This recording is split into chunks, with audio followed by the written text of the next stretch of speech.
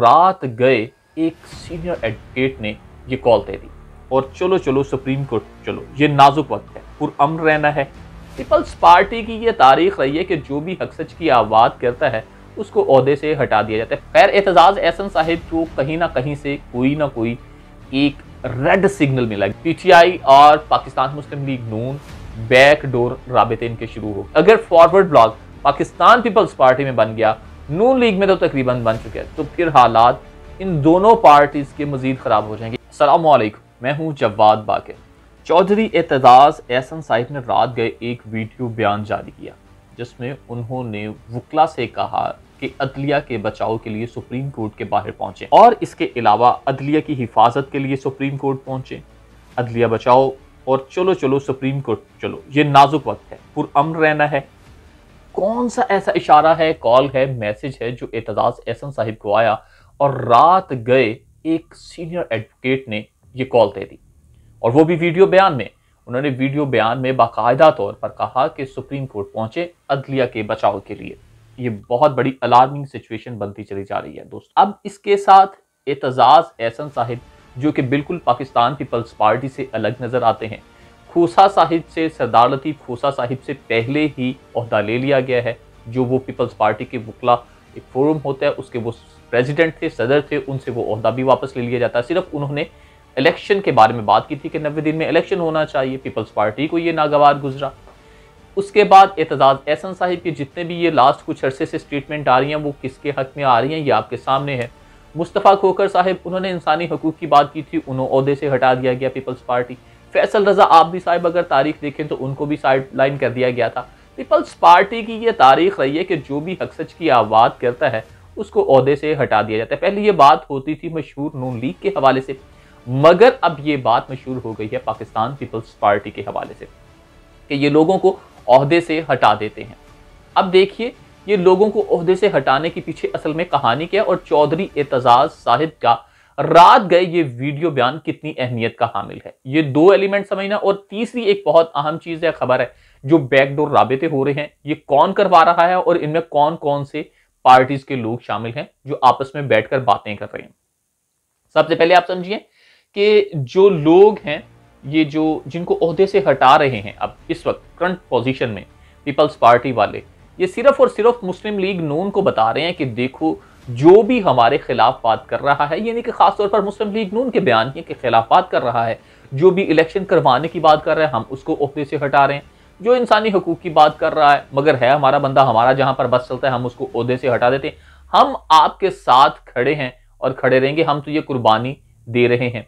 कुर्बानी की जब बात करते हैं तो बड़ी हंसी भी आती है। अगर इतनी आप कुर्बानी की बात करते हैं तो मुल्क के लिए कुर्बानी की बात भी आप करते हैं कि हमने मुल्क के लिए कुर्बानियां दी, जमहूरियत के लिए कुर्बानियां दी, तो इतनी सी कुर्बानी भी दे दें कि अपने जायदाद बेचकर मुल्क का कर्जा ही उतार दें तमाम के तमाम सियासतदानों के लिए। खैर अब ये मुस्लिम लीग नून पर एक एहसान किया जा रहा है पीपल्स पार्टी की तरफ से कि ये हम आपके लिए कर रहे हैं और जब भी इलेक्शन होंगे कुछ सीटों के साथ आपने भी हमारे साथ कॉम्प्रोमाइज करना है, आपने जिस हल्के में हम चाहेंगे वहां पर आपने बंदा नहीं खड़ा करना या वो सीट हमें दे देनी है। इस तरह की ये एडजस्टमेंट अभी से कर रही है पीपल्स पार्टी और इशारा भी कर रही है कि हम आपके लिए कुर्बानी भी दे रहे हैं। अब इसके बाद एक और बहुत ही अहम चीज है, वो आपको मैंने बताया था कि जो वकला है, जो सीनियर वकला है, वो किसी भी जमात के हैं, वो पीपल्स पार्टी के हैं, वो नून लीग के हैं, वो पीटीआई के हैं, वो एक फोरम पर इकट्ठे हो रहे हैं। ये सबसे अहम चीज है। वो अदलिया के लिए इकट्ठे हो रहे हैं। वो सिर्फ इसलिए इकट्ठे हो रहे हैं कि जो अंदर सुप्रीम कोर्ट में एक जजेस के धड़े बन रहे हैं उनको रोका जाए, या जो उनकी तौहीन अदालत के लोग मुर्तकिब हो रहे हैं उनको इंजाम तक पहुंचाया जाए। अदलिया का वकार जो एक बहुत नीचे दिन ब दिन जाता जा रहा है उसको बहाल किया जाए, क्योंकि अदलिया बहाल होगी तो मुल्क में ये बहुत अच्छा एक साइन जाता है, बल्कि पूरी दुनिया में एक अच्छा जाता है कि अब जब आपके मुल्क की अदालतें वो अदल करें, अदल तो खैर नहीं, इंसाफ कर दें और फैसले ठीक होना शुरू हो जाए, तो ये बहुत अच्छी चीज़ है कि तमाम के तमाम जो वकला हैं वो एक प्लेटफॉर्म पर इकट्ठे हो रहे हैं। खैर एतजाज़ एहसन साहिब को कहीं ना कहीं से कोई ना कोई एक रेड सिग्नल मिला, ग्रीन नहीं बल्कि रेड सिग्नल उनको मिला कि भाई हालात इस तरह के होने वाले हैं, फौरी तौर पर सुप्रीम कोर्ट पहुंच जाए। आप ये देखेंगे जब भी नून लीग ने या किसी भी पार्टी ने अदलिया के खिलाफ कोई खुलकर बात की तो फौरी तौर पर 1997 की तरफ लोग चले जाते हैं कि किस तरह से वो सज्जाद अली शाह को हटाया गया था, किस तरह से धावा बोल दिया गया था धड़ों को लेकर सुप्रीम कोर्ट पर, और सज्जाद अली साहब सब छुट्टी पे थे बल्कि उनको फारिग ही कर दिया गया था। दूसरे चीफ जस्टिस साहब आए, उन्होंने हलफ उठा लिया, जज साहब आए, उन्होंने हलफ उठा लिया।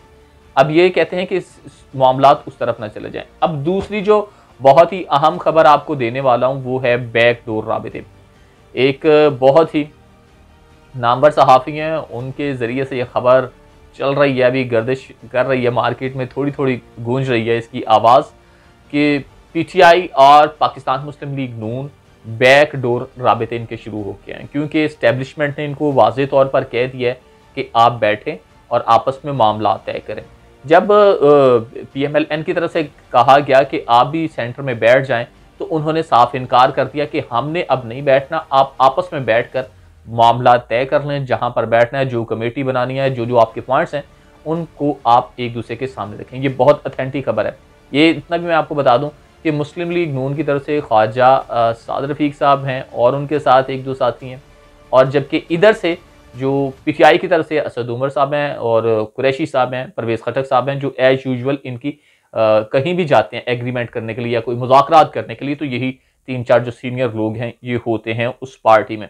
मगर नून लीग अब ये डिमांड कर रही है कि उस जो पार्टी, मुशावरती पार्टी जो आपस में बैठकर मुज़ाकरात करने वाली PTI की जानिब से पार्टी है, उसमें परवेज़ खटक साहिब के साथ साथ परवेज़ इलाही साहब को भी उसमें शामिल किया जाए।